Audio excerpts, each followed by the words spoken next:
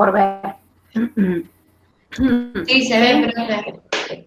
Perfecto. Todo esto vimos y hablamos la clase del lunes. Hablamos de los métodos de recolección de ingesta alimentaria, hablamos de la diversidad, de cómo nos alimentamos y qué alimentos componen nuestra alimentación. Y vimos que los métodos se podían clasificar en retrospectivos y de inspección. Hablamos dentro de los retrospectivos informales del recordatorio de 24 horas y vimos uno de inspección de autorregistro por pesada, que fue el registro de alimentos o diario de alimentos, que podía ser por pesada o podía ser por cálculo o medida. Trabajamos también sobre el recordatorio de 24 horas, que este podía tener, podía ser de las 24 horas anteriores o de las 24 horas habituales. Vimos la caracterización de cada uno de ellos y la diferencia del dato que levantamos cuando usamos uno y cuando usamos otro. Entonces, nos quedaba por ver dos métodos, el de frecuencia alimentaria y el método de anamnesis alimentaria, ¿sí? Vamos a arrancar por frecuencia alimentaria. La frecuencia alimentaria, como su nombre lo dice, lo que hace es levantar el dato, el siguiente dato: ¿con qué frecuencia se consumen determinados alimentos, grupos de alimentos y bebidas? ¿Sí? Este dato, este método necesita de alguien que lo registre, que puede ser justamente, nosotros manejamos un cuestionario de frecuencia de consumo de alimentos, que puede ser autoadministrado o puede ser realizado a través de entrevista. Y cuando lo realizamos a través de entrevista, quiere decir que va a haber una persona que encuesta y otra persona que nos brinda el dato, ¿sí? Puede también ser combinado. Algunas secciones de este cuestionario de frecuencia de consumo, que es el instrumento que utilizo para levantar el dato de la frecuencia alimentaria, pueden ser contestadas por autorreporte, es decir, directamente no hace falta que un entrevistador esté mediando, o bien algunas partecitas que necesitamos tener un poco, los datos un poco más, más limpios, más certeros, allí sí va a estar mediando este entrevistador que se supone tiene formación en el área alimentaria nutricional como para poder indagar de manera correcta y sacar el dato. ¿Qué se registra? Yo les pregunto, ¿no? Si es una frecuencia alimentaria y utilizamos un cuestionario de frecuencia de consumo, ¿qué registramos? ¿Cuántas veces consume ese alimento? Exacto. ¿Cuántas veces consume ese alimento? Nosotros podemos tener un cuestionario de frecuencia de consumo que tenga una lista de alimentos o puede tener una lista de grupo de alimentos, ¿sí? Dependiendo cuál es el objetivo, qué es lo que queremos indagar o en qué estamos investigando, nosotros vamos a elegir si listamos simplemente una serie de alimentos o lo hacemos por grupo de alimentos. Y vamos a saber con qué frecuencia se consumen. Nosotros determinamos como investigadores, como personas que vamos a analizar la ingesta alimentaria, determinamos cuál es el periodo de tiempo que vamos a abarcar de esa frecuencia. Acá la compañera dijo con qué frecuencia. ¿Y cómo podemos indagar en cuanto a término, periodo de tiempo, esa frecuencia? ¿Puede ser una frecuencia de qué tipo? Diaria, semanal, mensual. Perfecto. Perfecto. Eso también va a depender del objetivo que persiga la persona que investiga y también va a depender de la población con la cual yo esté trabajando, ¿sí? Porque si trabajo con ancianos, difícilmente ellos puedan recapitular la frecuencia con la que consumen, por ejemplo, determinados alimentos en el último mes, en el último semestre o en el último año. Quizás allí me convenga levantar la frecuencia de consumo de qué tipo. Diaria, ¿sí? Diaria o semanal, como máximo. Cualquier cosa, yo necesito que interactúen un poquito porque como no veo más que mi pantalla con mi PowerPoint, no sé si se me cortó, si el internet me falló o qué sucede. Entonces necesito saber que del otro lado hay alguien, ¿sí? Hola, hola. Sí, profe. Sí, profe. Sí, profe. Pero una pregunta. Lo que les estoy pidiendo. Bueno, existen distintos modos de llevar a la práctica este cuestionario de frecuencia de consumo. ¿sí? Y esto va a depender del tipo de datos que yo quiero levantar, nuevamente, ¿sí? Por eso, fíjense qué flexible que es, porque todo depende de lo que en realidad yo tengo que hacer. Tengo que tener muy claro el norte, muy claro el objetivo de qué es lo que quiero levantar, qué dato me interesa levantar, ¿sí? ¿Por qué? Porque yo puedo hacer un cuestionario de frecuencia de consumo que sea solamente cualitativo. Y cuando decimos cualitativo, estamos hablando de la variedad o de la calidad. En realidad la variedad hace alusión a la calidad de la dieta, ¿sí? Entonces, si es cualitativo, yo le voy a preguntar solamente la frecuencia, si es diaria, si es semanal, si es mensual y nada más. Si yo quiero que mi cuestionario de frecuencia de consumo sea semi-cuantitativo, ¿qué les parece a ustedes que puedo agregar? Las cantidades El de las tamaño medio de las porciones que El comen. tamaño de la porción.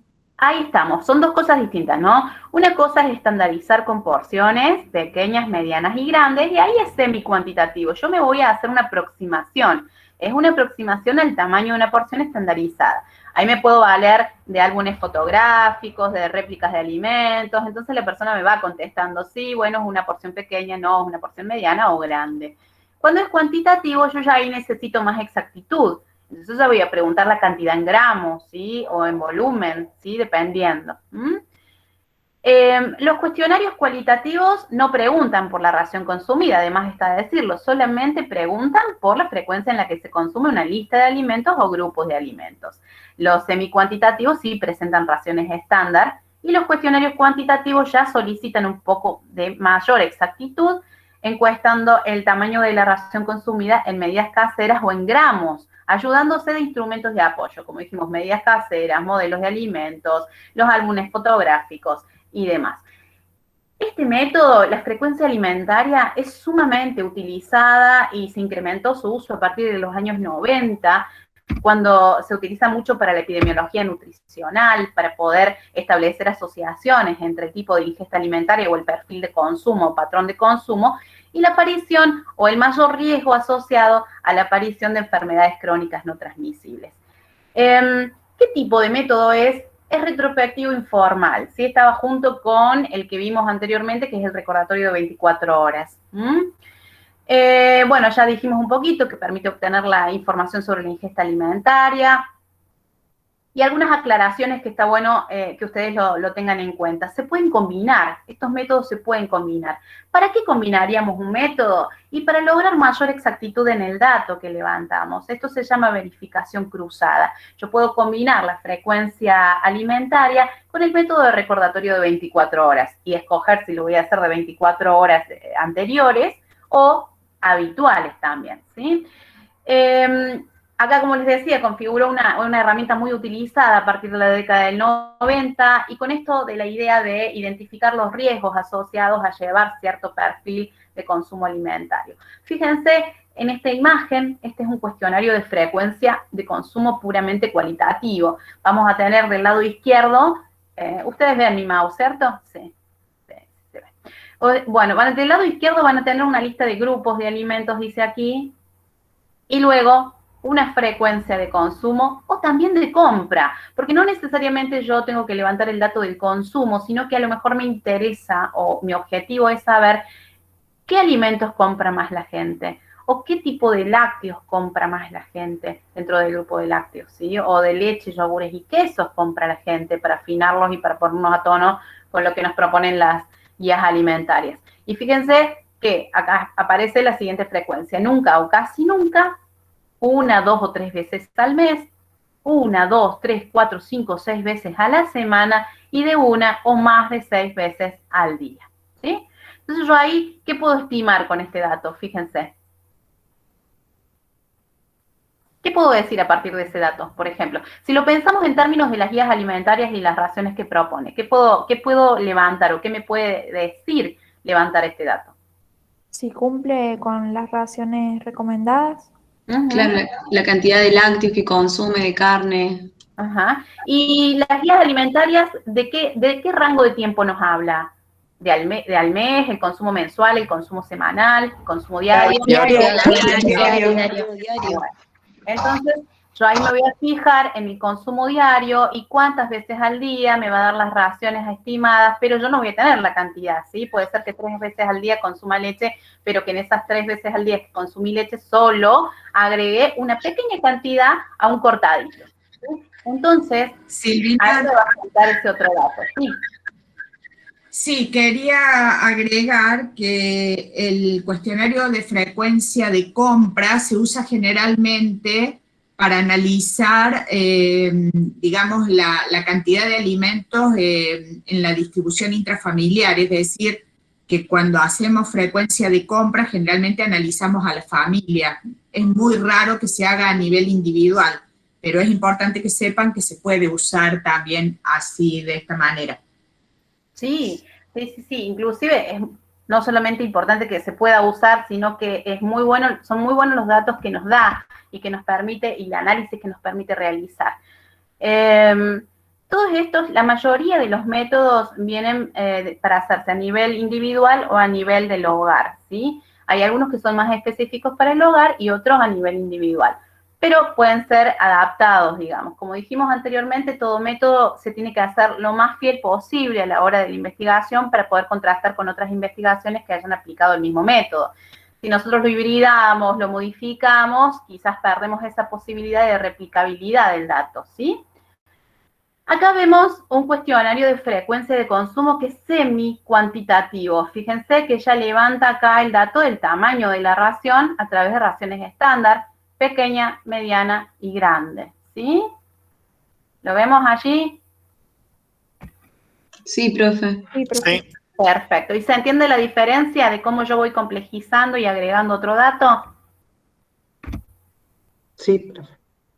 Fíjense que en este cuestionario se levanta de los últimos 12 meses. Acá lo dice, ¿sí? En los últimos 12 meses. Yo tengo ahí, soy muy un poquito chicata, así que lo leo, pero lo leo y no logro entenderlo del todo. Bueno, pero levanta el dato de los últimos 12 meses. Vamos a ver. Profe, perdón, ¿podrás volver a la diapositiva Ahí anterior? estoy. Y ahí que dice, por ejemplo, carnes total, dice uno pequeño, dos medianos y creo que dice tres grandes o no sé. Eso sería, o sea, no puso la cantidad de veces al día, veces por semana o veces por mes. No, acá sí está Pero, la cantidad. claro, pero ahí debería decir el total, respecto al total, o sea, si son 3, 2 y 1, debería ser un total de 6 porciones en total. No, en realidad fíjate que uno está dirigido, que es el ejemplo anterior, en donde yo levanto las veces al mes 1, 2, 3, a la semana de 1 a 6 y al día de 1 o más de 6.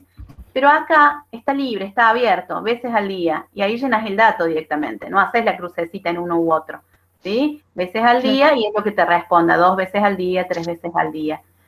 A la semana, tantas veces a la semana, y en el mes, tantas veces al mes, ¿sí? En esta partecita, la respuesta es abierta, ¿m?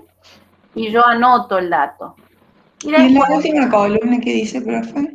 La última columna, yo creo que dice acá tendencia personal. Esto tiene que ver con lo que quiso levantar. Fíjense que es un ejemplo de cuestionario de frecuencia y propensión de consumo semicuantitativo.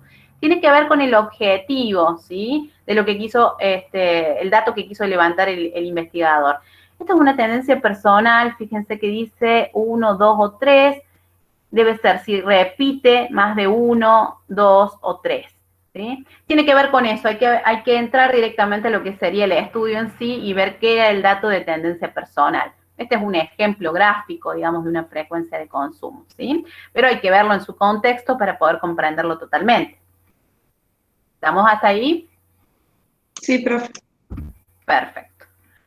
Si vemos las ventajas y las desventajas, pensemos, este método es muy utilizado. Las desventajas serían básicamente que requiere el recuerdo de prácticas alimentarias pasadas. ¿Por qué sería una desventaja? Porque a veces estamos llevando adelante prácticas alimentarias totalmente distintas y eso puede hacer que el recuerdo se vea un poquito imposibilitado, ¿sí? O que tengamos no una noción bien certera de cómo nos estábamos alimentando porque estamos teniendo en cuenta la alimentación que seguimos hoy por hoy. Pero no es tanto una desventaja, digamos, dependiendo de la población en la cual estemos trabajando. Si estamos trabajando en ancianos, y sí, pero si estamos trabajando en adultos medios, más o menos saben comentar cómo comían y cómo comen hoy por hoy. Después, el periodo de recuerdo puede ser impreciso, pero para eso yo puedo elegir levantar la frecuencia diaria o semanal y no ir a una frecuencia mensual, semestral o anual.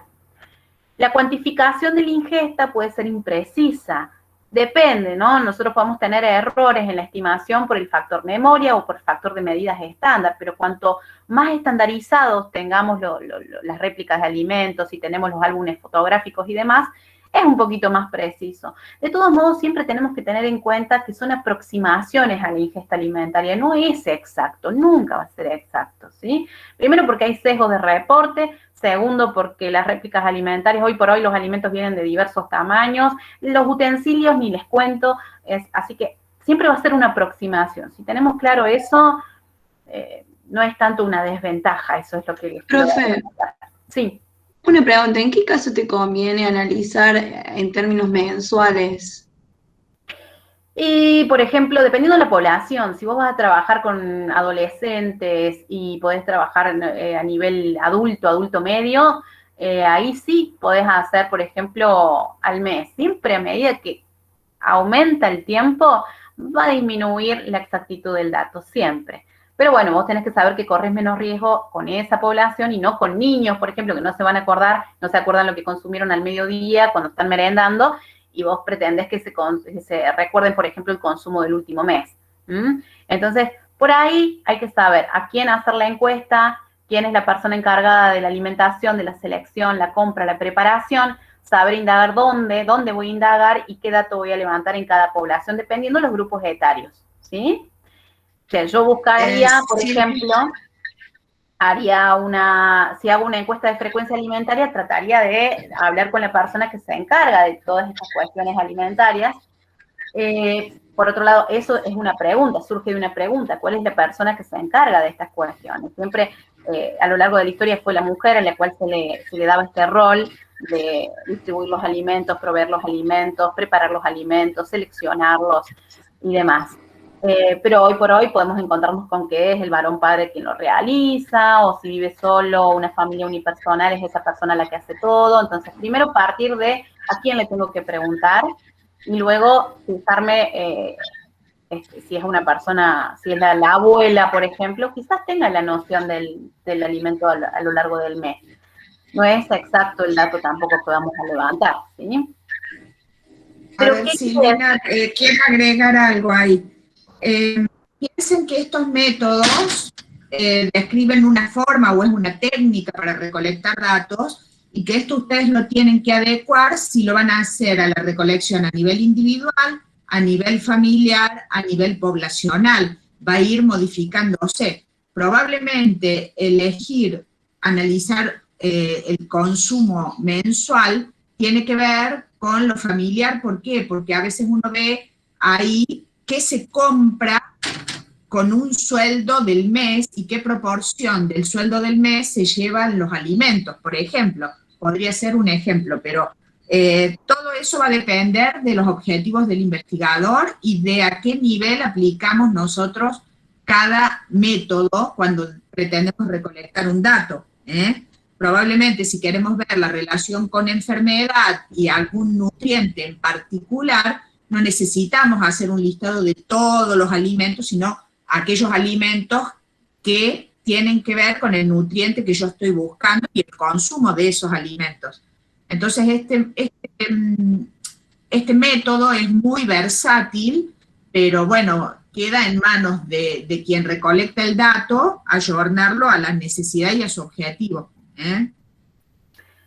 Claro, por eso se decía en un principio que tanto la selección del método con justamente cómo vamos a generar ese cuestionario de frecuencia de consumo de alimentos va a depender del objetivo que sea perseguido, ¿sí? Y de la población objetivo, ya sea individual o ya sea a nivel familiar. Y recordemos que una familia también puede ser unipersonal y pasa a ser individual.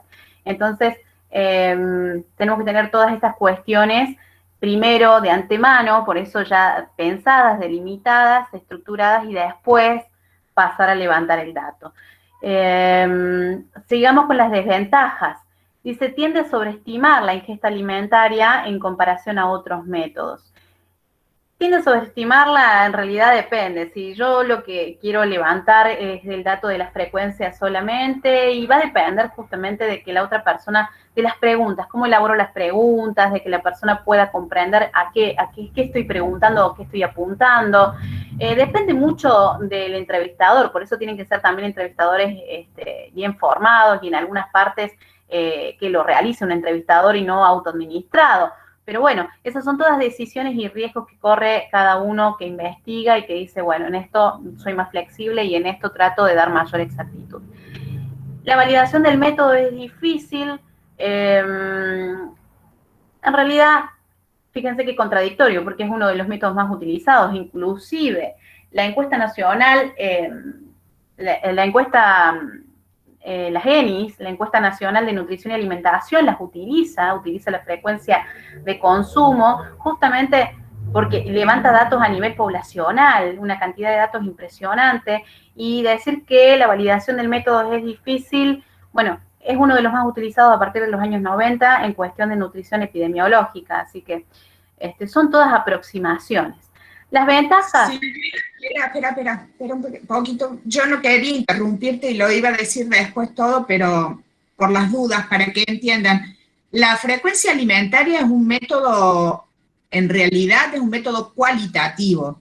Nosotros lo podemos transformar en semi-cuantitativo si cuantificamos, pero si no, es un método cualitativo. Y estas ventajas y desventajas están enumeradas para ese formato, para el formato cualitativo.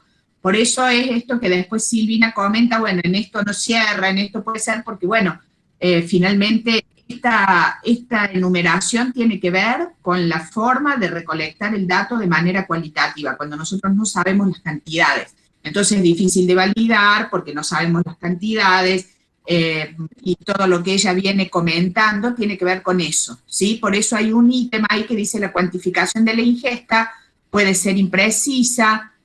Todo va a depender, pero quiero decirles que, bueno, en la medida que uno cuantifique, va disminuyendo este tipo de errores que el método puede presentar. Sí, todas estas desventajas pueden ser neutralizadas y eso va a depender justamente de cómo se haga, cómo se construya o se diseñe ese cuestionario de frecuencia de consumo. Porque estos que les mostré son modelos nada más, pero cada uno puede agregar alguna cuestión que haga que el dato sea más comparable, más cuantificable. Entonces vamos neutralizando estas desventajas. Las ventajas que tiene el método es que indica la ingesta alimentaria habitual, es que puede ser autoadministrado o administrado por encuestador, no requiere entrevistadores formados, es de administración sencilla y poco costosa, no influye en las prácticas alimentarias habituales, las tasas de respuesta son altas, no requiere demasiado trabajo por parte del entrevistado y eso es relativo. ¿Y relativo a qué? Relativo al dato, si yo lo quiero hacer semi-cuantitativo o cuantitativo, ya ahí voy complejizando un poquito más la participación del entrevistado. Permite estudiar la relación entre el patrón o perfil de consumo alimentario y la enfermedad. Esto es lo que venimos diciendo justamente, que se utiliza muchísimo para la epidemiología nutricional. Y puede proporcionar datos sobre determinados alimentos o nutrientes específicos o bien sobre la dieta global de una persona, de un grupo de población determinada o de una unidad doméstica. Puede administrarse por teléfono, por correo y vía soporte web. Y esto es un dato para no despreciar desde el punto de vista que estamos en pandemia y que todas las investigaciones han tenido que hacerse con un soporte web, todo lo que son las frecuencias de consumo, por ejemplo, han sido a través de soporte web. Dime. Sí, una consulta tengo con respecto, en una de las ventajas dice, no influye en las prácticas alimentarias habituales, pero... Te no explico éramos, por qué. claro, porque no, si estábamos también analizándolo de manera diaria, y eso no incluye como algo habitual. No, a esto se refiere a lo siguiente, al decir que no influye en las prácticas alimentarias habituales, se está comparando con otros métodos, como por ejemplo el método por pesada o el método que se hace más que nada por pesada, en donde la persona puede llegar a modificar sus hábitos para poder encajar en lo que se consideraría como estándar o normalizado, normal, ¿sí? No influye en las prácticas alimentarias habituales porque vos levantás un dato, no hace falta que hagan nada de por medio, y si lo querés semi-cuantificar, en todo caso, te vales de las réplicas de alimento, de los álbumes fotográficos y vas más o menos estandarizando la porción. Pero no influye desde el punto de vista que la persona no tiene que empezar a medir sus alimentos, a pesar cuánto come, cuánto queda de sobras y demás, ¿sí? En ese sentido, no es invasivo, ¿sí? De la práctica alimentaria habitual de la persona. ¿Se entiende ahí? Sí, profe, gracias. Sí, ahí yo les agregué en el chat que son prácticas pasadas porque se trata de un método retrospectivo, entonces no influye porque ya comió de esa forma, ¿sí? Sí, pero además en comparación con otros métodos también se podría tener en cuenta esto otro, ¿no? De que no influye modificaciones porque justamente no le estás pidiendo que pese, no le estás pidiendo que haga ninguna de estas cuestiones. Y también esto de que es retrospectivo. En cuanto a la anamnesis alimentaria o histórica dietética, vamos a ver que en qué consiste. Es una entrevista también que permite o que tiene por finalidad obtener determinados datos que tienen que ver con qué. Ustedes lo van a ver, lo van a trabajar a la anamnesis alimentaria y la van a utilizar muchísimo en su práctica profesional. Lo que hacemos a través de una anamnesis alimentaria es que extraer a la memoria, ¿sí? La alimentación, rememorar la alimentación que llevamos adelante, es no solamente levantar datos que tienen que ver con la alimentación, si bien dice anamnesis alimentaria, sino que es muy completa porque nos da datos que son biográficos, obtenemos datos biográficos relativos a la persona, la edad, el estado civil, podemos preguntarle su nacionalidad, que también es importante por lo cultural que atraviesa la alimentación. Vamos a obtener datos antropométricos, podemos obtener datos socioeconómicos y también datos en cuanto a la alimentación, ¿sí? Podemos conocer o tener una aproximación a lo que es el consumo real de la persona a través de la anamnesis alimentaria. También podemos obtener información en cuanto a qué factores son los que están interviniendo en su consumo alimentario y podemos realizar la evaluación de los datos obtenidos, un diagnóstico de situación de la alimentación de la persona. En este caso, fíjense que como es una entrevista que se da entre una persona, un sujeto de salud y el profesional de la salud, el profesional de la nutrición, quien registra es justamente el profesional de la nutrición.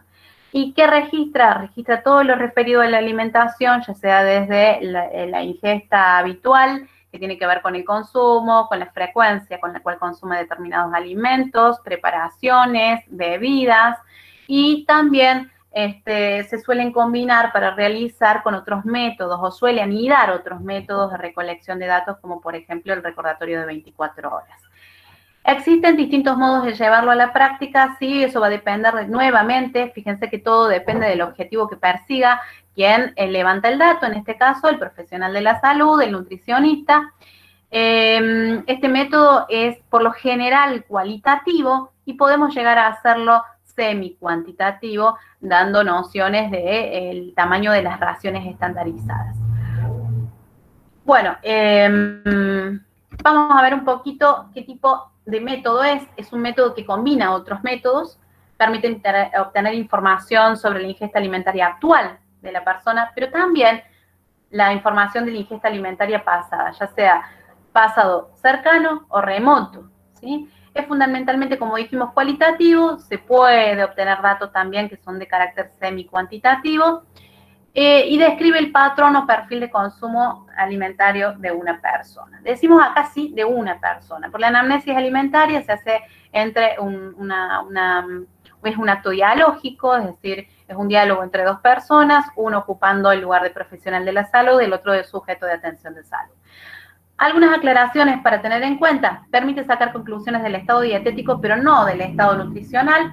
Para valorar el estado nutricional de una persona, no solamente tenemos que hacer una valoración dietética, sino también una valoración antropométrica, una valoración clínica y bioquímica.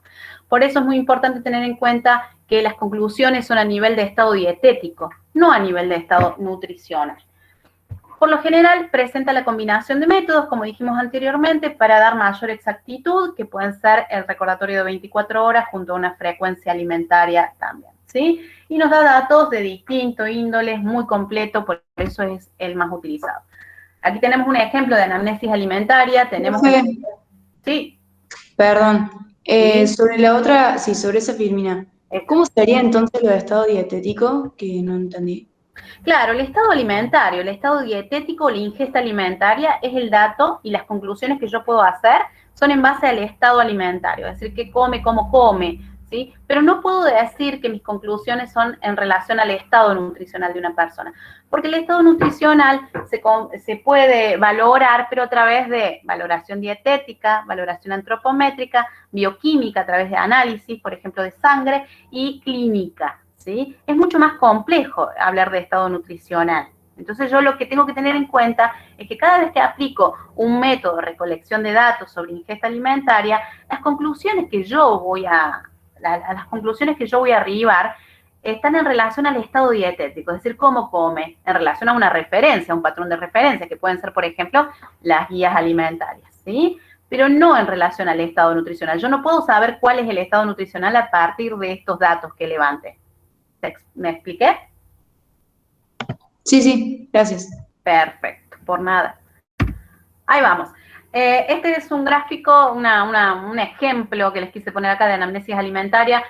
Hay muchísimos, ¿sí? Hay muchísimos, no todas son así. Este es simplemente un ejemplo. Fíjense que acá levanta en primer lugar los datos personales, donde tenemos el nombre y apellido, sexo, edad, estado civil, teléfono, ocupación, el trabajo, el horario laboral, la actividad física, si consume alcohol o no consume alcohol, la fecha de nacimiento, fecha de ingreso y hora de ingreso. Tiene que ver con el horario de atención y el día en el cual inició, por ejemplo, una persona. Siempre que nosotros en consultorio, yo realizo consultorio, Dana también realiza consultorio, y siempre en consultorio hacemos una anamnesis nutricional y es importante poner la fecha de inicio de esta persona, porque después se va valorando consecutivamente a lo largo de las distintas entrevistas que vamos teniendo o encuentros que vamos teniendo para hacer la valoración, tanto de la ingesta alimentaria como allí sí de los datos antropométricos. Aquí vemos los datos antropométricos que se consultan y tenemos la talla, el contorno de la muñeca, el peso habitual, el peso ideal, que sería el peso teórico, lo que nosotros vemos como tablas de peso teórico, peso actual, índice de masa corporal, ¿sí? Y después preguntas sobre antecedentes de enfermedad actual, si posee o no posee, antecedentes de enfermedades familiares, para saber esto de la carga genética, a ver cómo andamos por ahí. Antecedentes familiares de diabetes, de hipertensión, accidente cerebrovascular, dislipemia, cardiovasculares y otros. Fíjense que después hace una pregunta sobre o indaga sobre síntomas gastrointestinales relacionados a la ingesta de ciertos alimentos. Acá quizás quiera descubrir si tolera la lactosa, no la tolera. Todo tiene una intencionalidad. Y después recordatorio de 24 horas que va a permitirle mayor exactitud y cruzar los datos que obtuvo desde la charla con la otra persona o la entrevista con otra persona y va después a corroborar si eso fue así o no, si hay datos que se condicen o datos que no.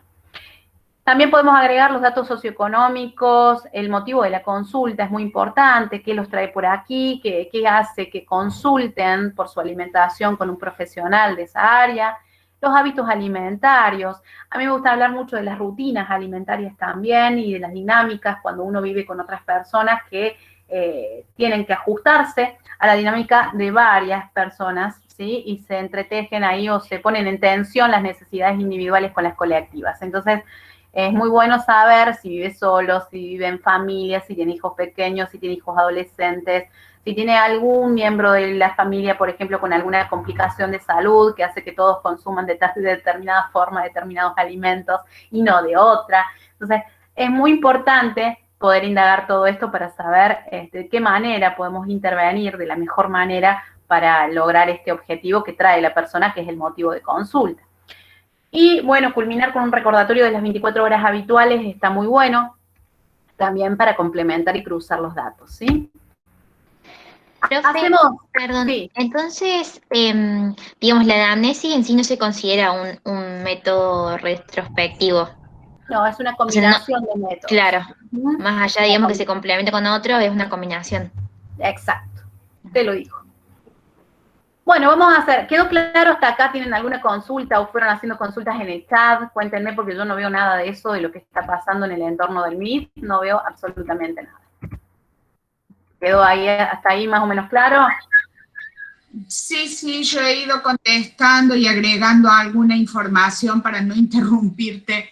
Quiero que claro que la anamnesis alimentaria es como la historia clínica que hace el médico, entonces nosotros también la llamamos historia dietética, y que puede ser mucho más completa que estos datos. Nosotros les damos acá en segundo año una anamnesis simplificada de acuerdo a los datos que manejamos nosotros, pero luego ustedes pueden agregar un montón de información y finalmente sí valorar el estado nutricional de la persona.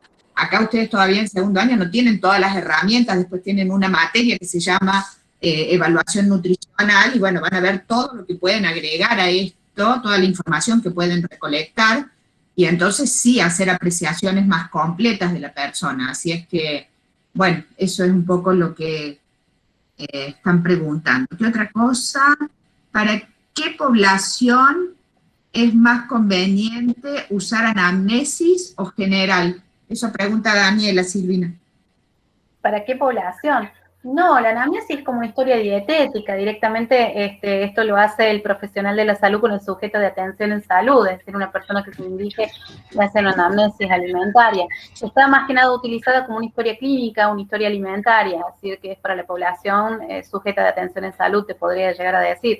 Es muy abierta y recolecta muchos datos que pueden ir modificándose en el tiempo, permanentemente, digamos, es muy dinámico todo lo que sucede y todo lo que se pregunta. Entonces, quizás, digamos, no tenga una población objetivo a nivel de los otros, como podemos compararlos con los otros métodos. Yo diría que más bien para el uso clínico, como una historia alimentaria, como una historia clínica y con el sujeto de atención en salud. Sí, bueno, yo ahí les ponía, se usa normalmente a nivel individual, ¿sí? Claro. Pero bueno, si vos vas a usar algún tipo de encuesta a nivel poblacional, podés usar otros métodos o, bueno, ir haciendo tu propio instrumento de recolección de datos, es decir, tu formulario lo construís vos y vos vas eligiendo qué cosas vas a combinar o preguntar. Pero esto es lo que en la práctica de consultorio habitualmente. Claro, tal cual, es nuestra herramienta, digamos, para poder levantar todos los datos que necesitamos en la entrevista nutricional. Luego, después, cada uno construye su instrumento como quiere y agrega las preguntas que tengan que ver o relativas al objetivo que tenga la investigación y complementa con otros métodos de recolección de datos. Decime. Bueno, acá pregunta... Sí.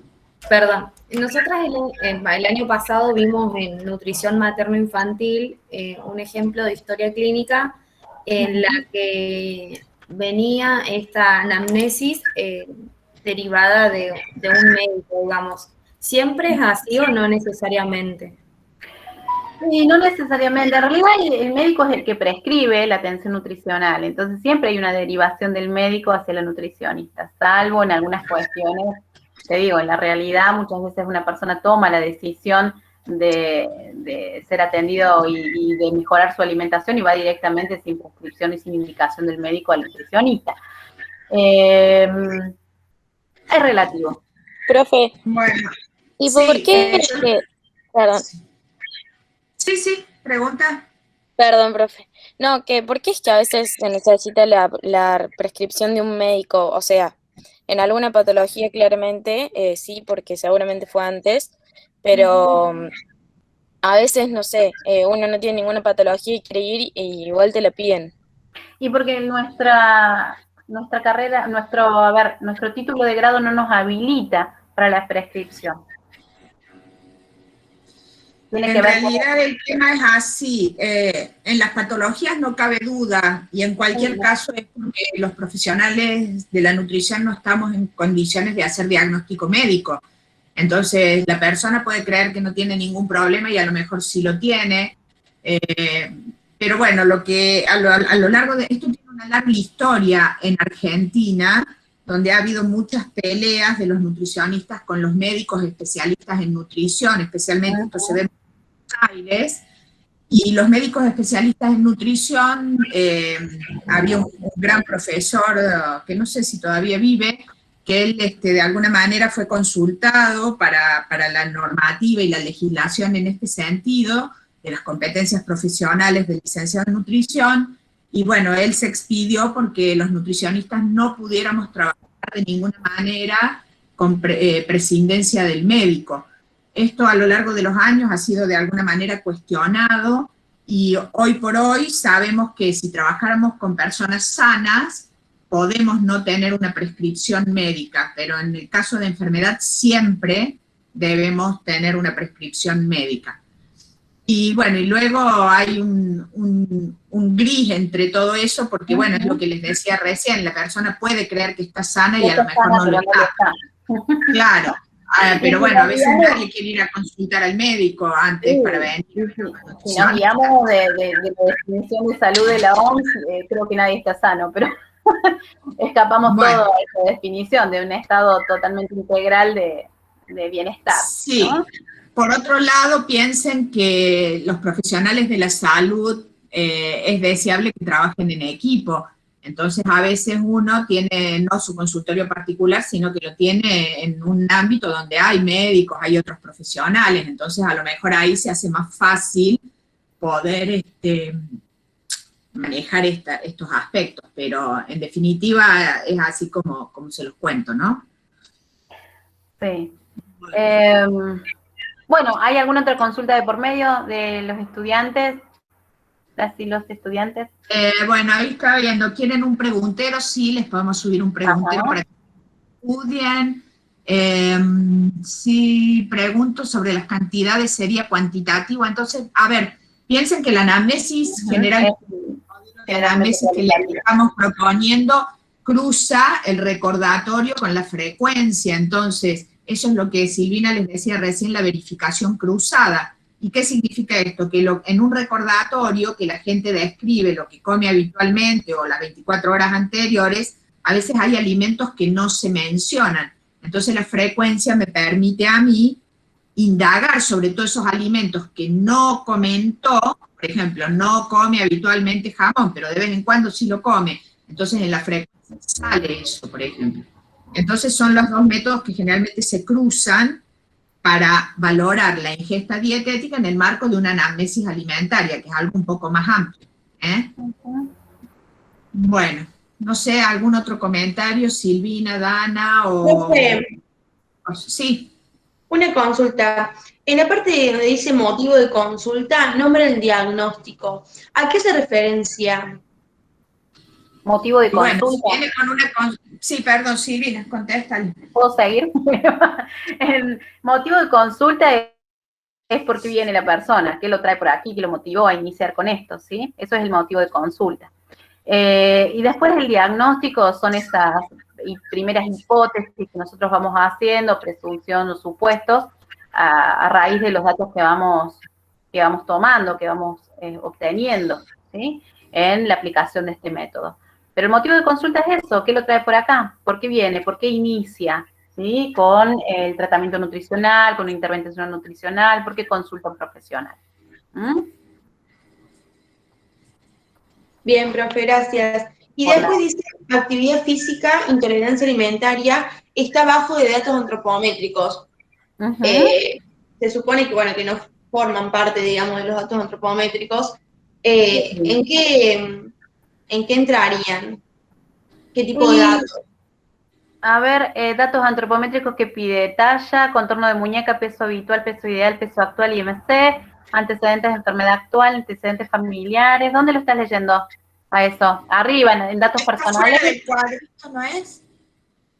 No, en el libro. Ah, estás viendo el libro. Son distintos modelos, es decir, distintos modelos y vos allí podés hacer como un bloque de preguntas de determinada cosa, determinada otra y así.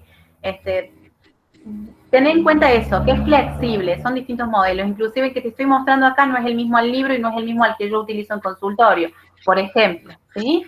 Vos primero podés seccionar, dar distintas secciones a la información que vas obteniendo, que puede ser datos personales y solamente preguntar nombre y apellido, sexo, edad, estado civil, el teléfono, mail, por ejemplo, que acá no está, y a qué se dedica o el horario laboral. Después podés hacer otra sección que sea de los datos antropométricos, después otra sección que sean de hábitos alimentarios, otra sección que tenga que ver con las prácticas higiénico-sanitarias, como por ejemplo ahí preguntarías si bebe alcohol, si fuma, si tiene el hábito tabáquico o no, ¿sí? Vos le vas a ir dando las distintas secciones y vas a ir agrupando las distintas preguntas en la medida que a vos también te sirva ir haciendo de esto que vas a hacer en consultorio un diálogo con el otro, ¿sí? Que no sea tan talla, tal cosa. No sé, tiene diabetes, tiene esto, no sea así, ¿sí? Sino que es un diálogo permanente, es un ir y venir con la persona que tenemos enfrente. ¿Mm? Claro, profe, claro. O sea, también depende de la profundidad que uno le quiera dar, digamos, Por como nutricionista supuesto. a la consulta. Sí, totalmente sí. Si vos trabajás en un sanatorio privado, en una clínica, vos tenés 15 minutos por paciente. A mí no me gusta decir la palabra paciente. Por sujeto de atención tenés 15 minutos, 20. Si vos trabajás en un consultorio privado, vos sabés que en 15 minutos no llegaste a relevar ni la mitad de lo que a vos te hace falta relevar. Pero bueno, tenés que ajustarte también a las normativas laborales. Entonces, bueno, y a los tiempos que te dan por sujeto de atención. Pero sí, depende de la profundidad, de los datos que vos quieras, cuánto querés conocer de esto y cuánto crees que es suficiente como para vos ya empezar a hipotetizar, a generar tus propias ideas con respecto a dónde vas a hacer hincapié en tu intervención nutricional. ¿Mm? Bien, profe, gracias. Por favor, no hay por Bueno, qué. Bueno, si no hay nada seguimos. más, les parece, 5 minutitos, se paran, se mueven, llenan el agua, el mate, toman un mate y volvemos. Dale. Perfecto. Gracias por contestarme, Ana, porque lo único que veo es una pantalla. Si alguien no me habla, siento que me desconecte. Bueno, volvemos a las 40, por favor, porque tenemos una parte larga todavía. Dale. Sigue teórico, chicos.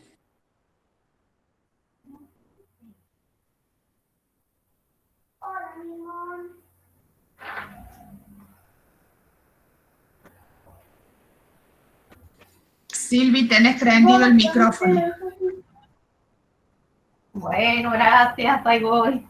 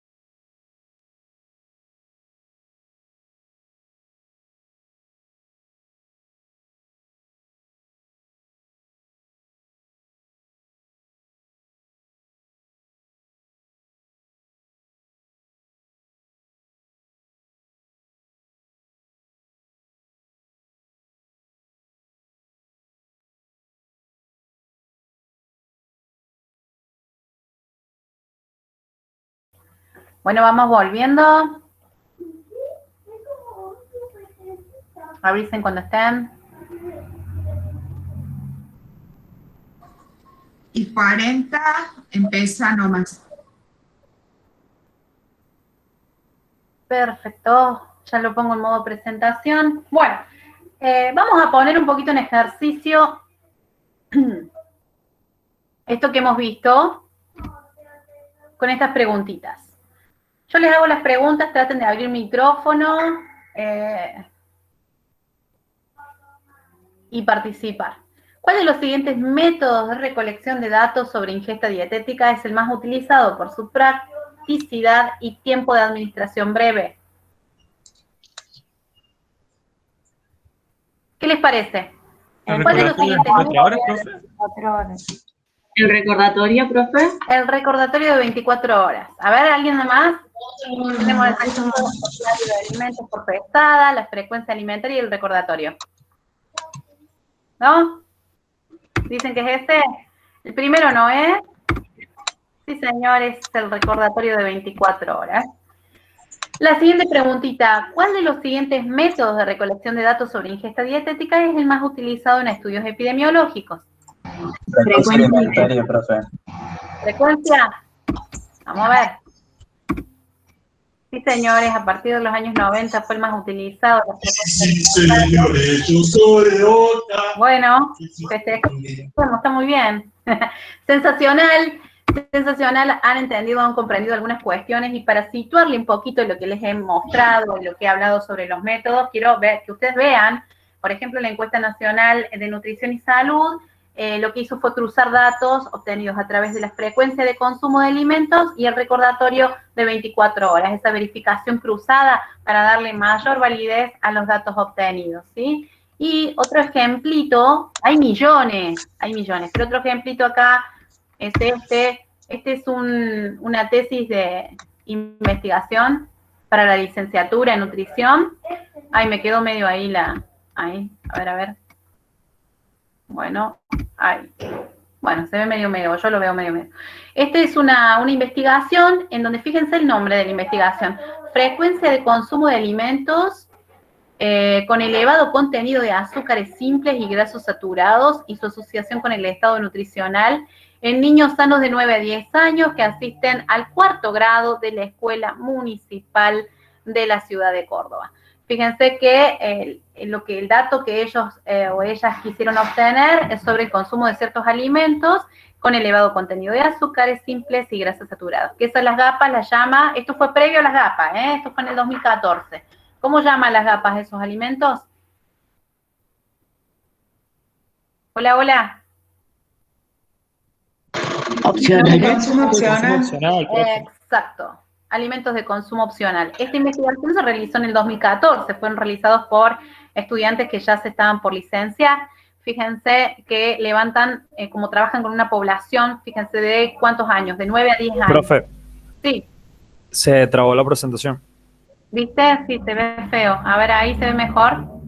Sí, ya. Sí, perfecto. Gracias. Bueno, fíjense, ¿cuál es el periodo de tiempo en el cual levantan el dato? Fíjense en las frecuencias. Por semana. Semanal. ¿Y por qué será? ¿Tendrá alguna lógica el haber elegido este periodo tan cortito?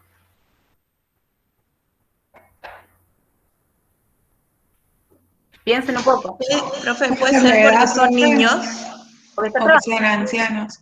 Tal cual, porque está trabajando con niños, entonces el sesgo de la memoria es grande si toman un periodo de tiempo mayor para relevar el dato, ¿sí? Es decir, no podemos hablar del consumo mensual, el consumo semestral o anual, entonces lo toman a la semana directamente. Ahí tienen debajo, les dejo siempre yo el link para que puedan acceder. Esto está en el digesto. Hay muchísimos en el digesto. Sí, creo que se le llama así. No, en el digesto es otra cosa. ¿Cómo se llama, Ana? Donde tenemos repositorio. Ajá. Es el repositorio de la Escuela de Nutrición. Ahí tenemos todo lo que son las últimas tesinas, los últimos trabajos de investigación para la licenciatura. Hay muchísimos modelos que han hecho sus propios colegas o que van a ser colegas de ustedes, o que ustedes van a ser colegas de ellos, mejor dicho, donde utilizan la frecuencia de consumo, el recordatorio de 24 horas, inclusive estos dos juntos. Y llegan a datos que son impresionantes, que los pueden después graficar y que uno lo puede ver de este modo, ¿sí? En sus investigaciones, donde vemos, por ejemplo, lo que ellos querían indagar, lo que ellas querían indagar era la frecuencia de consumo de ciertos alimentos. Fíjense cómo el azúcar es consumido entre 5 a 7 veces por semana por el 72% de esta población que se analizó, que se observó. Y así los distintos alimentos que fueron indagando. Acá, en cuanto a la frecuencia de consumo de alimentos con elevado contenido de grasas saturadas, fíjense cómo se fue modificando. El que más veces se consume, que tiene una frecuencia de 5 a 7 veces por semana, resultó ser, a ver, creo que la pizza.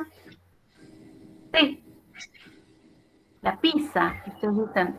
Bueno, fíjense que hay los chisitos, los palitos, las papas fritas, levantan todo este tipo de snack que son consumidos por un público determinado, generalmente los niños, como meriendas, que son poco saludables. A eso apuntaba también, y de eso hablaban, de las meriendas saludables, de kioscos saludables y demás. Se puede hacer muchísimas cosas con estos métodos. Y bueno, y eso sería básicamente. ¿Hay alguna pregunta en relación a esto? Si no, pasamos ya a la entrevista nutricional. Sigamos. Seguimos nomás. Bueno, la entrevista nutricional. La entrevista nutricional es una técnica que está basada en el diálogo entre dos personas o más, puede ser dialogada o no, dependiendo del instrumento. Siempre vamos a tratar de levantar datos que nos brinden información sobre algo. En el caso de la entrevista nutricional estamos hablando de dos personas. El entrevistador, que sería el profesional de la salud, el profesional nutricionista, y el entrevistado, que sería la persona sujeto de atención de salud, ¿sí? ¿Para qué hacemos esto de la entrevista nutricional? ¿Qué es lo que queremos obtener? A ver, las escucho. Queremos obtener como información o Sí, una información sobre la alimentación. amplia, teniendo en cuenta sus datos, cómo se alimenta, sus hábitos, la cultura que tiene la persona. También claro, algo más cualitativo que cuantitativo, algo más subjetivo. Sí, tomar datos cualitativos, a tener una aproximación de la ingesta alimentaria, ¿sí? Esta entrevista es un momento, cuando es personal y es entre dos personas, el entrevistador y el entrevistado, es dialógica, nos permite un ir y venir, hablar sobre la alimentación, sobre conocer un poquito cuáles son los factores que gobiernan la alimentación de la persona. Y las claves en esta entrevista nutricional es poder observar permanentemente, no solamente los gestos faciales y corporales, es decir, no solamente lo que se nos habla es importante o el lenguaje verbal, sino también el lenguaje gestual. Escuchar más de lo que hablamos, no interrumpir tanto, obviamente que tenemos cierto tiempo o destinamos cierto tiempo a este momento, entonces sí, necesitamos en ese tiempo obtener los datos que eran realmente importantes para valorar la alimentación de la persona.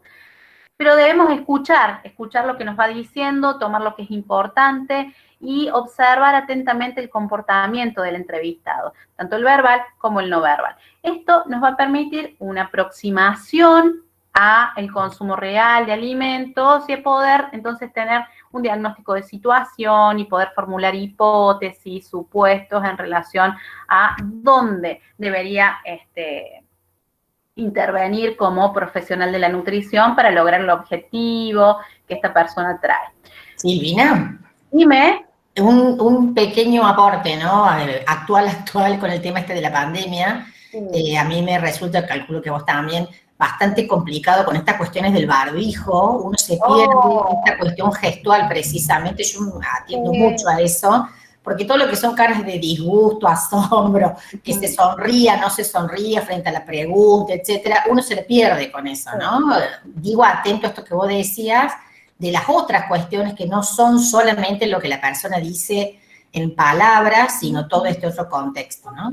Sí, tal cual, no poder mirar la cara, los gestos faciales, esto de que se muerda en la boca en algún momento diciendo, uy, ¿por qué esto lo hago? No, te dicen mucho, el rostro de la persona, los ademanes que utiliza para hablar, nos van diciendo mucho del otro. Ojo, no somos psicólogos, pero podemos interpretar un poquito algunas cuestiones gestuales y que nos ayudan a saber enfrente a quién estamos, si esta persona trae alguna cuestión que tiene que ver con ansiedades, con angustias y demás, que también hacen que su alimentación no esté del todo armónica, equilibrada, ¿sí? Bueno, los tipos de entrevista va a depender de tres cosas: de la finalidad que tenga, del grado de estructuración que tenga el instrumento que yo voy a utilizar para llevarla a cabo y del número de participantes. La entrevista puede ser diagnóstica, dependiendo de los fines, puede ser diagnóstica, y esto qué quiere decir, que un diagnóstico de situación es exploratorio, es decir, yo voy a explorar en cuanto a la alimentación de la persona y demás para obtener datos que me permitan hacer una primera aproximación a su alimentación, meramente exploratoria. Una entrevista puede ser de asesoramiento o consejo, que eso me va a permitir proporcionar una orientación o directamente hablar sobre cómo deberíamos intervenir en la alimentación o cuáles serían los puntos, por ejemplo, a trabajar, a reforzar en cuanto a la alimentación respecta. Puede ser una entrevista terapéutica para realizar una intervención. En nuestro caso, ¿cuáles son las intervenciones? O tienen que ver con el plan alimentario que le vamos a dar a la persona, o una intervención o algo práctico que tenga que ver, puede ser también en la valoración antropométrica, ¿sí? Según los fines también puede ser la entrevista de evaluación o seguimiento, y esto puede ser después de varias entrevistas con una misma persona sujeto de atención, en donde vamos valorando cómo va siendo su progreso, por ejemplo, para monitorear el proceso de intervención nutricional, de modificaciones nutricionales, de cambios y de logros, por ejemplo. Puede ser una entrevista con fines de selección, y esto puede ser a los fines investigativos, con la selección para reclutar determinados participantes que tengan determinadas características y que formen parte, por ejemplo, de una muestra en la cual yo voy a hacer una investigación que tenga que ver con la ingesta alimentaria o dietética, ¿sí? Después, en cuanto a los tipos de entrevistas, según el grado de estructuración, tenemos tres tipos de entrevistas: no estructurada, semiestructurada y estructurada. Esto depende de cómo voy a diagramar justamente las preguntas o los tópicos. Yo puedo tener tópicos de conversación, por ejemplo, alimentación. Otro tópico de conversación pueden ser situaciones alimentarias o dinámica alimentaria, por ejemplo. Yo tengo tópicos en la no estructurada. Generalmente no tengo una pregunta, no voy dirigiendo lo que la otra persona me va comentando, sino que digo, bueno, sobre esto, ¿qué me podés comentar? Y queda abierto, ¿sí? Es un diálogo permanente, abierto, inclusive la otra persona me puede decir, no, de esto no quiero hablar de esto otro. Entonces, es totalmente abierta la entrevista, no estructurada. Ahora, cuando es semiestructurada, quiere decir que yo voy a combinar algunas preguntas que son abiertas, algunas cuestiones donde le dejo libertad para expresarse, y otras que ya van dirigidas a levantar un determinado dato, ¿sí? Preguntas más con determinadas opciones, donde yo voy a ir dirigiendo la respuesta. Eso sería, lo que menos buscamos es dirigir la respuesta, en realidad, pero por cuestiones de tiempo, digamos, de poder obtener el dato que realmente necesitamos, a veces vamos dándole como pistas, y terminamos nosotros induciendo el dato. Eso es lo que tenemos que tratar de evitar. Y después, una entrevista estructurada, totalmente cerrada, donde las respuestas prácticamente son dicotómicas, son de dos términos, sí o no, ¿sí? Ni siquiera un no sé, sí o no. Por ejemplo, consumir carne, sí, no, a lo mejor era sí, pero algunos tipos de carne, como por ejemplo las blancas, porque las carnes rojas no me caen bien. Bueno, no damos lugar a eso. No sería lo ideal en el caso de la entrevista nutricional que sea estructurada del todo, ¿no? Podemos algunas secciones ponerla estructurada, porque recuerden que esto es flexible, que es un ir y venir, y que no es que va a ser de un modo determinado.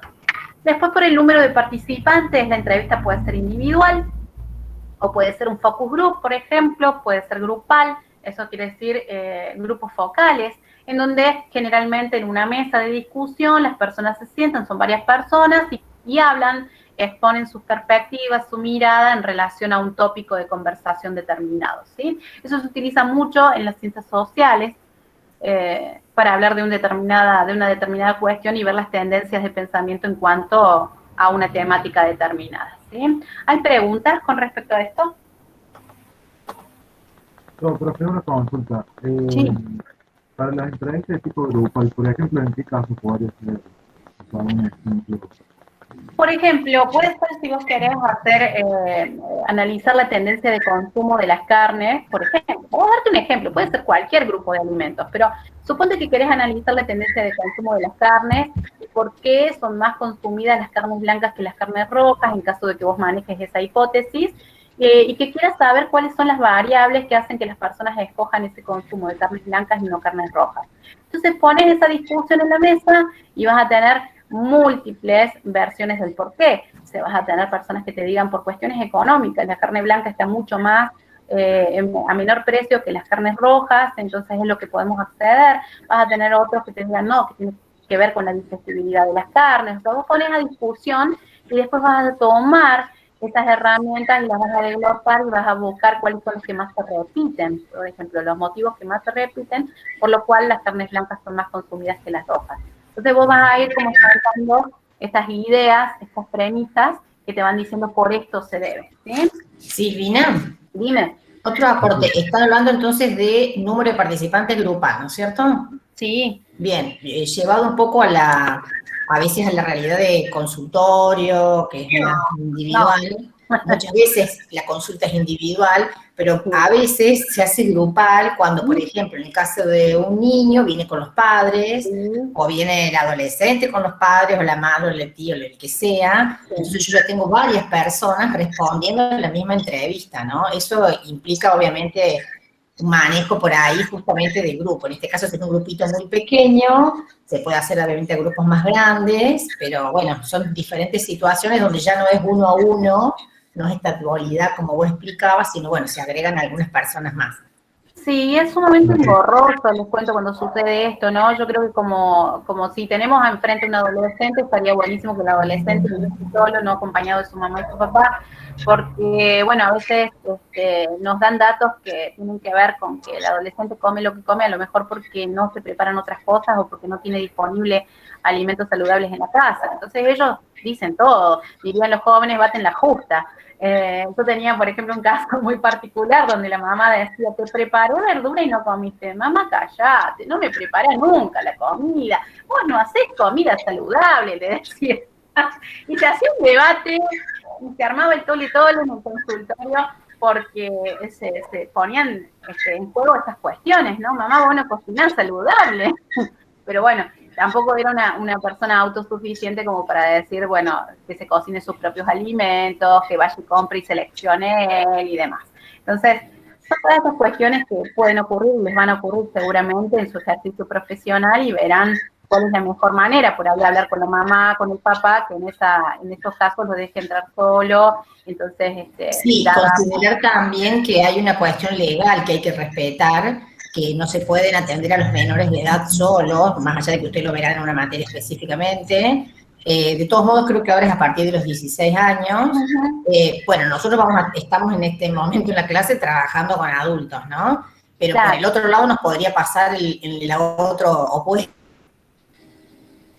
Sí. Mayores que vengan con tutores, personas que lo cuidan, hijos, etcétera, y nuevamente ahí se complejiza.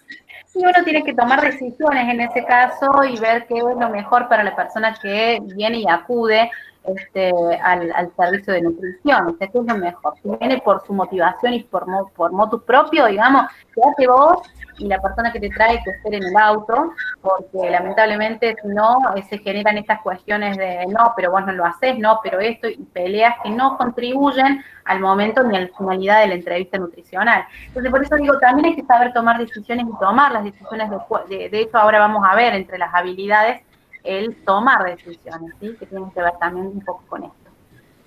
Bueno, avanzo, ¿hay alguna consulta? No hay preguntas en el chat. Bueno, técnicas y estrategias de la entrevista tiene que ver con esto. Yo puedo elegir hacer una técnica directiva en donde yo soy quien dirige la entrevista y voy marcando un poquito las preguntas que hago para obtener los datos que deseo obtener y no dejo mucho margen a que la otra persona maniobre, hable de manera deliberada, o puede ser una técnica no directiva donde justamente le doy un tópico y hable lo que quiera de eso, si no quiere de eso, hable medio otra cosa, o sea, vamos, y siempre un punto medio, ¿no? Si no un punto medio, porque si no es como es muy polarizado esto, o soy directiva o soy no directiva, y no, hay un grado de flexibilidad, hay momentos para permitir mayor participación y momentos donde tengo que volver a traer la cuestión a lo que estábamos hablando y retomar y sacar los puntos claves que me van a permitir después hacer una intervención en la alimentación de esta persona. Las fases del proceso de entrevista, nuevamente, vuelvo a decir, acá está todo como muy escalonado y todo muy dividido y muy segmentado en una fase de recepción, de exploración, de intercambio, clarificación y final o cierre. La idea es que nunca hay un final o un cierre, esto es un proceso, sigue dinámico y sigue modificándose, pero de ese encuentro puntual, bueno, le podemos decir que hay un final o cierre. Primero comenzamos con una recepción, atendemos a la persona, la saludamos por supuesto, y es una fase de caldeamiento, por así decirlo, de ponernos nuevamente en contacto con esta persona. Luego comenzamos con una exploración de la alimentación, donde vamos indagando un poquito más sobre la alimentación, y una fase de intercambio clarificación que tiene que ver con esto, ¿no? Donde nosotros decimos, bueno, cuáles serían los puntos a trabajar y clarificar por qué, o si no, por ejemplo, esto de no hacer el desayuno, que se ve es muy común, y nosotros lo tenemos muy instaurado como que la persona tiene que desayunar sí o sí, porque la primera comida del día hay que cortar el ayuno y tiene que aportar tantas calorías. Bueno, no hay que ser más papitas que el Papa en ese caso, y hay que escuchar los motivos por los cuales el otro no desayuna, que a lo mejor puede ser porque le genera náuseas, porque en ese momento no quiere, no necesita o siente que no necesita incorporar un alimento, que lo hace más tarde quizás, que en ayunas toma un determinado juguito, detox, porque está acostumbrada, porque tiene el hábito y demás. Entonces hay que escuchar y de a poco hay que ir negociando qué es lo que vamos a modificar, si va a ser una modificación paulatina o si va a ser algo directamente tajante, ¿no? Hasta acá, nada, ¿no? Bueno, las habilidades del entrevistador, bueno, tenemos que tener muchas habilidades, por lo visto, y que se van obteniendo a lo largo de la práctica. Nadie nació sabiendo preguntar, sabiendo indagar, buscando el dato puro, digamos, de lo que estaba buscando justamente. Esto se obtiene a lo largo de la práctica. Lo importante es poder situar lo que le estoy diciendo a la persona, poder dar referencias, ejemplificar. ¿Para qué? Para lograr una comprensión de lo que le estoy diciendo, tratar de hablar con el menor posible lenguaje técnico. A veces esto es lo que tienen, por ejemplo, otras ramas como la medicina o los médicos, nos hablan permanente en lenguaje técnico y uno queda ahí como diciendo, bueno, pero ¿me lo traducís? Bueno, esto es lo mismo, ¿no? Tenemos que tratar de, en ese caso, sin despojarnos totalmente del lenguaje técnico, tenemos que no en ese momento focalizarnos en demostrar cuánto sabemos, sino justamente en escuchar y ser lo más prácticos posible, dar ejemplos y que el otro me entienda. La empatía es muy importante, es ponerme en el lugar del otro, tratar de analizar esta cuestión, esta realidad alimentaria, no desde mi visión, desde mi realidad y desde mis posibilidades, sino desde el otro. Para eso lo tengo que escuchar, lo tengo que comprender, lo tengo que entender, ¿sí? Sondear y explorar en las determinadas temáticas que me interesen o que crea relevantes para poder llegar a hacer un diagnóstico de situación. Es muy importante resumir, cuando la persona habla mucho, resumir también o tener una síntesis de lo que se habló y decirle, bueno, en base a lo que me dijiste, que fue esto, vamos a hacer esto otro. Escuchar activamente y reflexivamente lo que la otra persona tiene para decirme, observar tanto su rostro, que en este caso por el barbijo va a estar medio complicado, diría Dana, y también el lenguaje gestual. Elaborar las ideas, los supuestos o hipótesis que yo pueda tener en función de cómo debería intervenir o cuáles son las cuestiones que debería mejorar en la alimentación. Saber preguntar, bueno, controlar las emociones. tomar decisiones, acá está lo que yo les decía antes, si yo veo que hay algo que perturba, si hay elementos distractores y un elemento perturbador y distractor es la madre, el padre, el marido, la suegra, el que esté, lo saco afuera, esperé afuera y me quedo con la persona que necesita hablarme de determinadas cosas y que en ese momento se siente inhibido, cohibido, porque está la presencia de esta otra persona.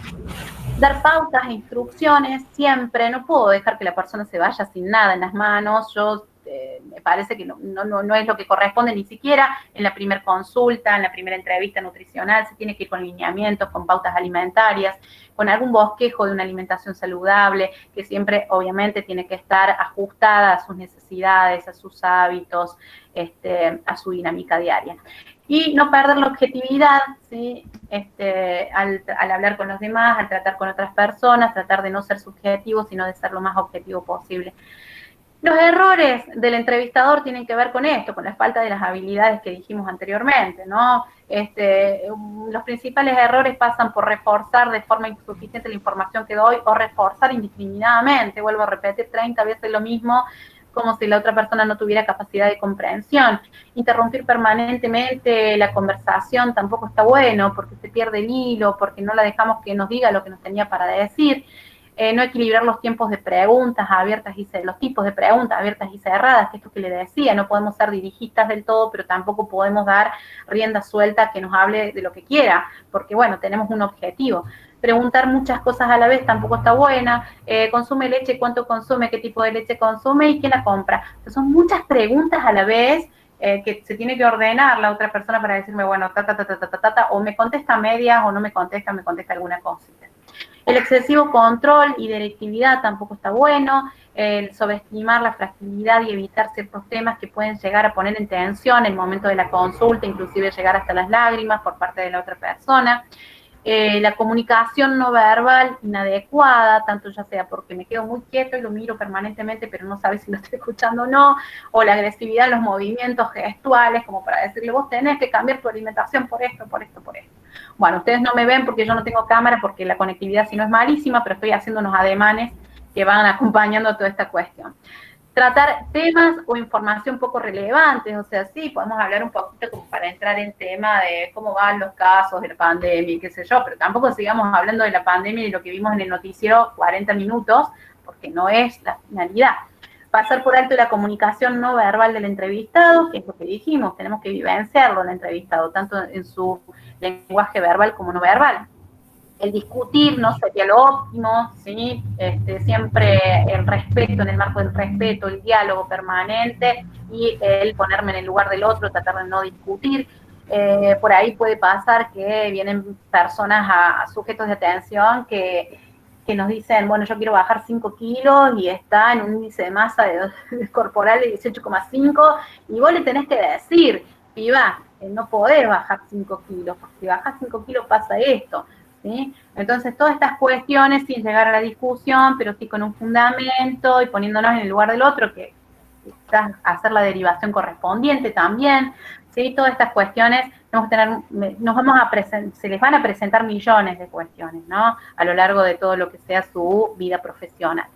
El registro insuficiente de información, por ahí se dijo muchas cosas que eran importantes y yo noté nada o muy poquito, y bueno, tengo que tener cuidado con eso, y emitir juicios o acusaciones, así de decirle, lo que te pasa porque no experimentaste tal cosa y además estás pasando por el nido vacío y tenés miedo a la pérdida permanente. A ver, yo no soy psicólogo, dejo de emitir juicio y dejo de juzgar al otro y dejo de ponerme en el lugar de que sé lo que te sucede, porque no está bueno ese rol, sino simplemente escuchar y ver desde mi lugar cómo puedo llegar a intervenir de la mejor manera posible, buscando siempre el bien para el otro, para la otra. Las claves para realizar una escucha activa durante la entrevista, por ahí algunas cuestiones de estas claves a mí me causan un poquito de risa, pero bueno. ¿Qué hacer? Acercarse al que habla, ahora tenemos que hacer distanciamiento, no se acerquen, mirar a los ojos es muy importante, poner cara de atención, ¿sí? Y sí, si lo estamos escuchando se va a dar cuenta la otra persona desde los ojos, la mirada y demás. Mover la cabeza afirmando, tampoco pasemos para el otro lado y seamos los perritos del auto que mueve así la cabecita con el movimiento del auto, pues no está bueno. ¿Qué decir? el sí, ya veo, sí, lo escucho, sí, el tono de la voz que sea adecuado, repetir lo que ella dice con sus palabras, ¿sí? Preguntar si algo no se ha entendido. ¿Hasta acá estoy todavía en línea y me están escuchando? Sí, profe. Sí, profe. Ay, bueno, gracias. Sí, profe. Tengo esa pantalla ahí al frente que me molesta tanto, pero bueno. ¿Atender a qué? A lo que nos dice, a los sentimientos que transmite, a cuándo quiere que hablemos y cuándo ya nos mira como diciendo cállate, no deja de meterte, deja de decirme eso porque no me está gustando. Evitar interrumpirlo demasiado, diría yo, porque a veces es necesario para volver a traer a la cuestión, más cuando, no sé si les pasó, bueno, les va a pasar algún día, no sé, digo a Dana, por ahí son personas mayores y les gusta hablar de todo un poco y se te va la conversación y se te va la conversación y no los podés traer de nuevo a lo que necesitabas indagar, pero es bastante complicado con algunos grupos poblacionales y grupos etarios. Evitar juzgar. El síndrome del experto no está bueno, decir sí, esto tendría que hacerlo así, lo que sucede es que esto, debería hacerlo de tal modo. No somos expertos, no somos todólogos, somos nutricionistas, nos especializamos en una rama de la medicina, de la salud. Rechazar de la salud más que nada. Rechazar los sentimientos, o sea, si una persona se pone mal, llora, irrumpe en lágrimas, bueno, no le podemos decir, no llore, no era para eso, no, dejala que llore, contenelo de la mejor manera posible, contenerla de la mejor manera posible y seguir, obviamente no removiendo lo que le hizo, lo que le provocó el llanto, pero tampoco hay que evitarlo, ¿sí? Son cuestiones que se pueden dar. Silvi, quiero hacer una aclaración a un comentario que dijiste recién, porque se puede prestar a confusión. Esto del síndrome del experto es no hacer sentir mal al otro, que se supone que está en inferioridad de condiciones, pero nosotros sí somos el experto, porque vienen a buscar información calificada sobre el tema de nutrición, y se supone que en nutrición los expertos somos nosotros. A lo que hace alusión esto es que nosotros no podemos menospreciar o hacer sentir mal al otro, haciéndonos los súper expertos, que sabemos y el otro no sabe nada. Es como una cuestión más actitudinal, pero en el fondo sí, somos los expertos. Se supone que somos las personas más calificadas o los profesionales más calificados para enseñar u orientarlo en términos de alimentación a las personas, ¿no? Sí, claro, pero no anda, el hecho de no andar con esa chapa de soy experto, no.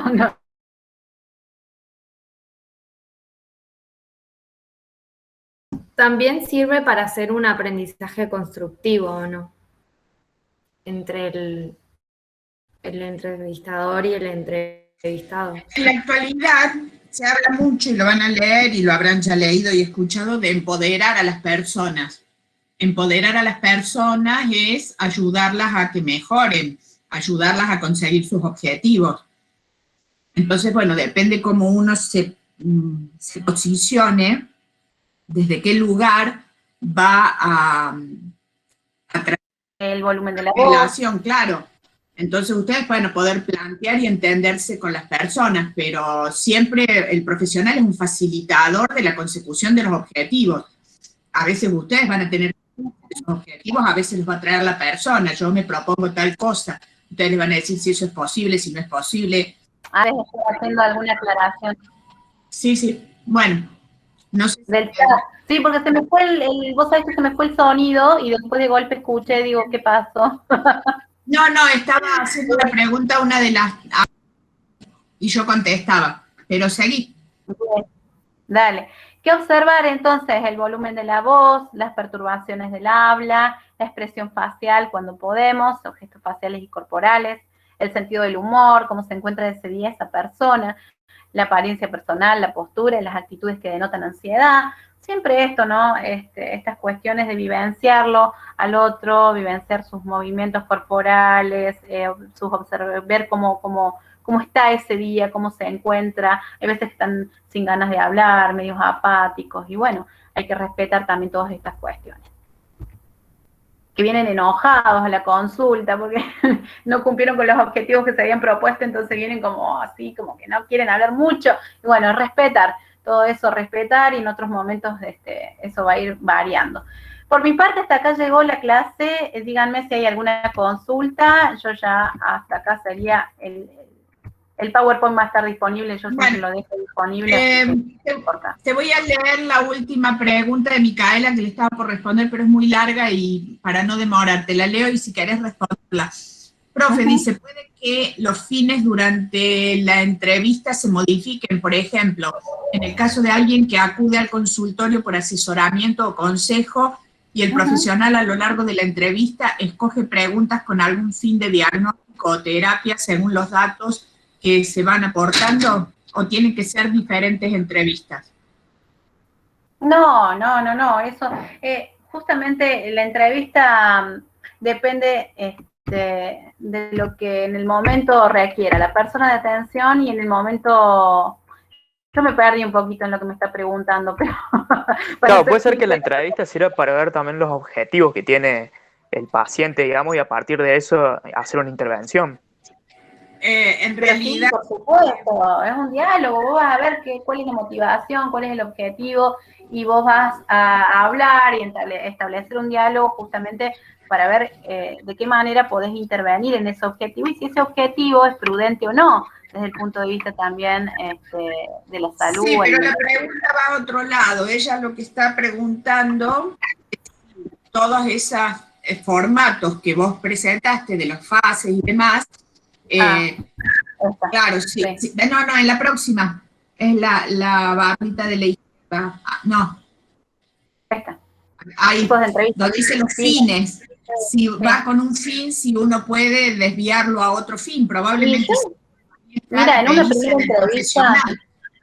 una primera entrevista yo voy a hacer un diagnóstico y voy a explorar, voy a dar consejos o sugerencias, voy a poder hacer una evaluación inicial o de seguimiento de acuerdo a... O sea, esto no es tal que cada entrevista se hace en cada fase. Yo en una entrevista puedo hacer todo esto junto, ¿sí? Dependiendo del momento o del proceso en el cual se encuentra la persona, el sujeto de atención. A lo mejor no es la primera entrevista que tengo, sino es la cuarta o quinta, entonces yo voy a poder seguir haciendo valoración, voy a poder seguir haciendo un diagnóstico, voy a poder seguir interviniendo, ¿sí? Todas estas cuestiones. No es algo tan taxativo, ni tan separado en compartimentos estancos, sino que es mucho más flexible de lo que se ve acá en un PowerPoint y discriminado con los distintos fines. Acá preguntan cuál podría ser un ejemplo de entrevista de selección. Bueno, con fines investigativos, por ejemplo, y si yo les cuento un poquito, yo estoy haciendo una tesis de doctorado que tiene que ver con los hogares titulares de la Asignación Universal por Hijo y la inseguridad alimentaria, ¿sí? A grosso modo se los comento. Entonces, yo voy a querer convocar a las personas, principal sostén del hogar, que puede ser entendido desde el punto de vista económico, no, o la persona que se encargue de la alimentación.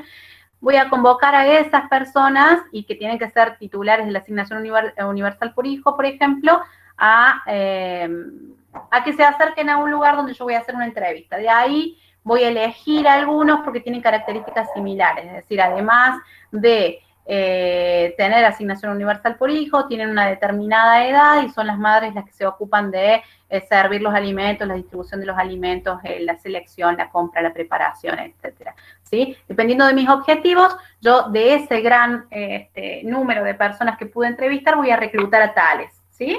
Que cumplen con unas características determinadas, por ejemplo.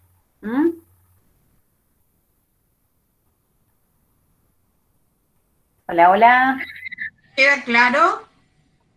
Sí, profe. Sí, profe. Sí, pero... Bueno, bárbaro. Bueno, ¿hasta ahí, Silvi? Hasta ahí estamos.